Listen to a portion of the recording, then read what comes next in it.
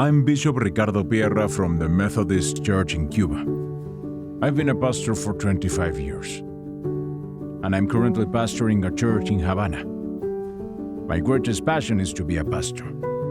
It's what I've done for the last 50 years of my life since I was 17 years old. It's a great blessing for me to invite you to meet the people that have captivated my life, that provided a reason for me for the last 50 years.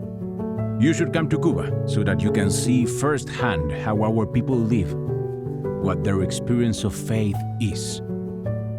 To have your own experience. At the same time, you will start friendships that last a lifetime. It will impact our people to feel that part of the body of Christ that is in the United States is taking an interest in the Cuban church. In the end, we are one people.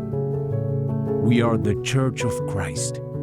Living in a communist system sometimes gives us the feeling that we are alone, but your visit, worshiping, walking our streets, just sharing a meal, will make us feel that we are being taken into account by the church in the United States. The churches we will be visiting are very different than the United States.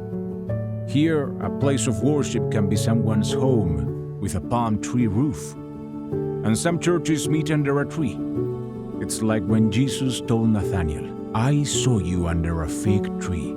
So coming to Cuba will allow you to experience something very common for Cubans, and that enriches your experience of faith. Some of our traditional Cuban food includes roast pork, rice, beans, and yuca. I don't know if Cubans can have this type of food every day, but they still manage to smile and say grace and thank God for the food on their table. Havana and most of the cities in Cuba are pretty safe in comparison to other places in the world. We wouldn't normally recommend for people to wander by themselves at night, but in general, it is safe. Here you will find very expressive people. We use gestures and our hands when we speak. You will find very kind people, and they will love you just as you are. You should know that Cuba is the only country that is still considered communist in Latin America. And the first years after the revolution were years when the membership of our church decreased. There's an emptiness and void that every human has, and the only way to fill that emptiness is with Jesus. And the Cuban people are realizing that. When you go to Cuba, you will be able to see what Cubans can do with our resources. Like how one of our drums is a water bucket turned upside down. But when they play it seems like they are playing in an orchestra. Our people are very hospitable. Many times when you go to their home, they will serve on the table things they don't normally eat every day. Part of our culture is to offer our guests the best that we have. When you come to Cuba, we'll give you a heart. Economically and politically, we do not have very good prospects, but we have faith. As people get to know firsthand the realities of Cuba, especially experiencing the faith and the people in our church, that can bring about greater enthusiasm with them coming to have their own experience of faith in Cuba.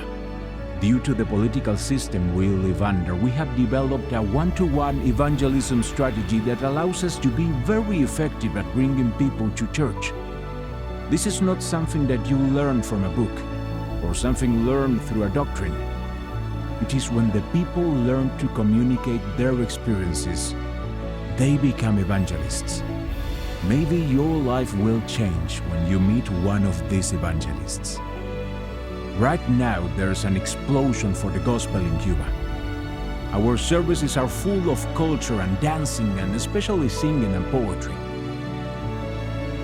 I think the experience of faith in Cuba can enrich your faith, not only in the United States, but Christians all over the world.